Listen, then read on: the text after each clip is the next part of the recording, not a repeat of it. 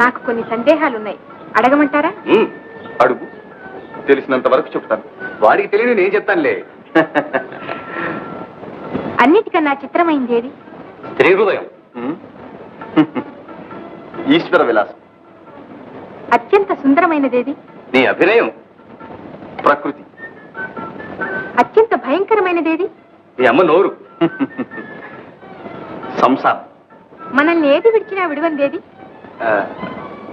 ఆశ. దేని చేత చావందేది? అహంకారం. దారిద్ర్యంలో కూడా సుఖపెట్టగలిగేదేది? కానీ తృప్తి. అన్నిటికంటే బలమైందేది? డబ్బు. అవసరం.